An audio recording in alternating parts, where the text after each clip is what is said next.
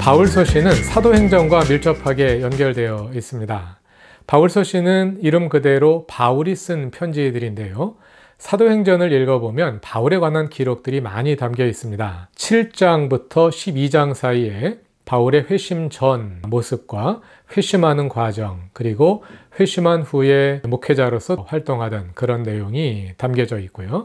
13장부터 28장까지는 무려 16장에 걸쳐서 사도 바울의 사역 이야기가 담겨 있어요. 거기에는 3차례에 걸쳐 이루어진 전도 여행과 그 사이에 이루어졌던 예루살렘 사도회의, 그리고 전도 여행을 마치고 예루살렘에 올라갔다가 붙잡혀서 투옥되고 또 가이사에게 항소해서 로마에 호송되어 가는, 그래서 가택연금 당하는 때까지의 이야기가 담겨 있거든요. 그래서 우리가 바울 서신을 읽을 때는 그 서신의 역사적 배경에 관한 중요한 자료로서 사도행전을 참조할 수가 있습니다. 그래서 이번 학기에는 사도행전과 바울 서신을 함께 읽어 나가려고 합니다. 바울 서신은 모두 13개가 있는데요. 그 13권을 다 읽지는 않을 겁니다. 이번 학기 우리가 함께 공부하는 방법은 이 책에 이런 내용이 담겨 있다, 신약성서학에서 이런 연구들이 이루어지고 있다 하는 정보들을 많이 전달하는 것이 이번 학기 과목의 목표는 아니에요. 만약에 여러분들 가운데 많은 정보를 기대하는 분들이 있다면 좋은 신약성서 개론을 선택해서 혼자 자세하게 읽어보시는 것이 훨씬 더 좋은 방법일 겁니다. 이 과목의 목표는 신약성서학에서 연구되고 있는 내용들을 여러분들이 납득할 수 있도록 소개해드리고, 또 그것이 여러분들이 스스로 성경을 읽는 방법에 도움이 될 수 있도록 하는 것이 이 과목의 목표입니다.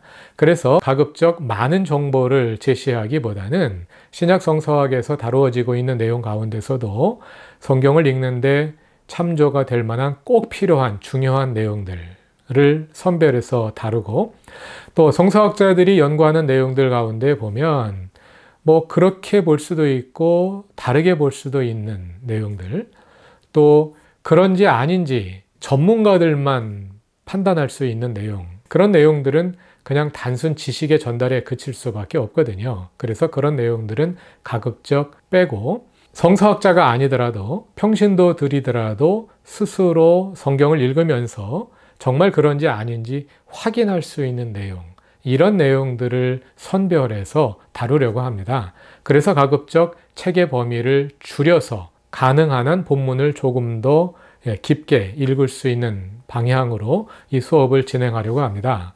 그래서 이번 학기에는 바울서신 가운데서 데살로니가전서, 고린도전서, 로마서 이 3권의 책을 집중해서 읽으려고 합니다. 이 3권을 선택한 이유는요, 우리가 이번 학기에 바울서신과 사도행전을 함께 읽겠다고 말씀드리지 않았습니까? 사도행전을 바울서신과 비교해서 살펴보면 바울서신이 언제 기록되었는지 알 수가 있어요. 그런데 사도행전과 비교해서 이 서신은 이때 기록되었다 하고 정확하게 판단할 수 있는, 그리고 평신도들도 그 이야기를 들으면서 스스로 그 말이 설득력이 있는지 없는지 판단할 수 있는 그런 것들이 있는가 하면, 어떤 책들의 연대에 대해서는 굉장히 전문적인 지식이 필요하기 때문에 학자들만 그 논의가 맞는지 틀리는지 판단할 수 있는 내용, 그리고 학자들 사이에서도 사실 일치된 의견이 없는 그런 책들도 있거든요. 그런데 바울서신 가운데서도 데살로니가전서, 고린도전후서, 로마서 이 4권의 책에 대해서는 언제 어디서 기록되었다는 데 대해서 대부분의 학자들이 동의하고 있어요. 이 책들의 기록 연대와 위치를 사도행전의 사건들 속에서 찾아낼 수가 있습니다. 그래서 그 책들을 특별히 선별을 한 겁니다. 그 4권 가운데서도 고린도 후서에는 또 좀 더 신학적인 논의, 복잡한 논의들이 많이 담겨 있어요.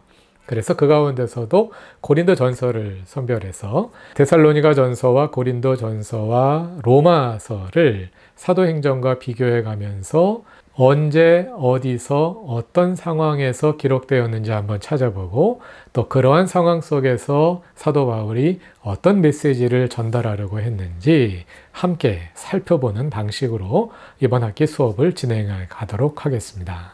이렇게 사도행전을 배경으로 바울 서신을 읽어 나가는데요. 좀 더 구체적으로 들여다보자면 바울 서신에 담겨 있는 신학적이고 윤리적인 가르침들이 무엇인지 살펴보도록 하겠습니다.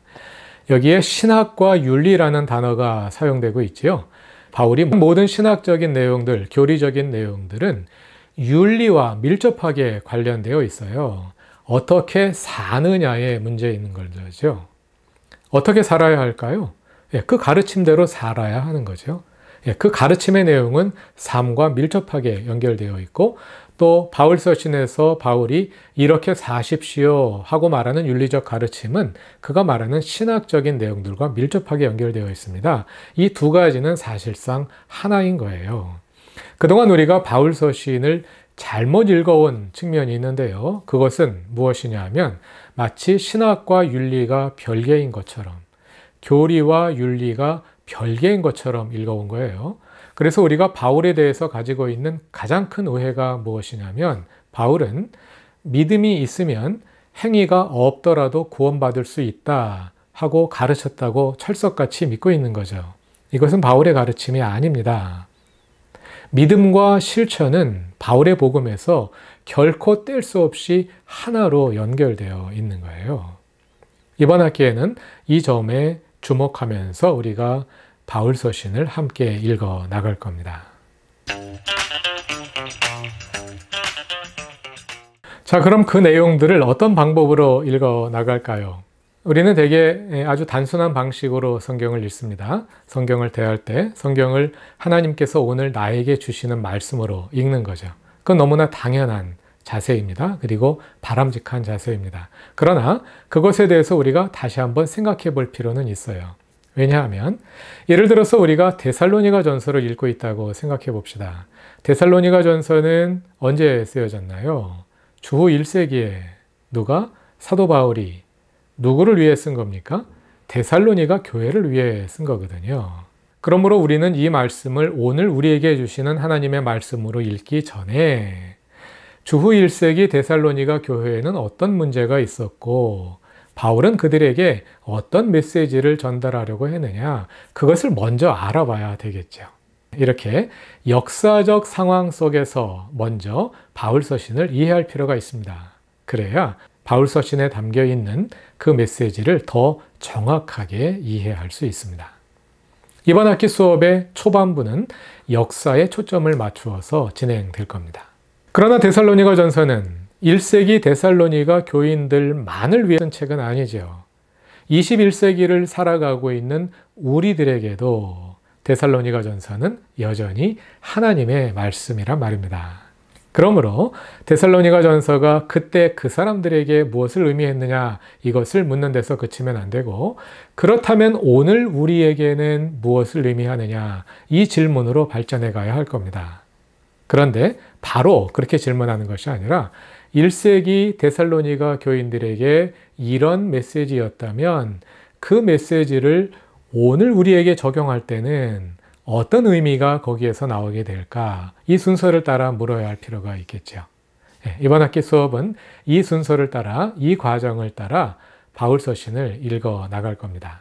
학기 초반부에는 주로 역사에 초점을 맞춰서 읽고 학기 후반부에는 오늘 우리에게 주는 함의에 초점을 맞추어서 읽게 될 겁니다.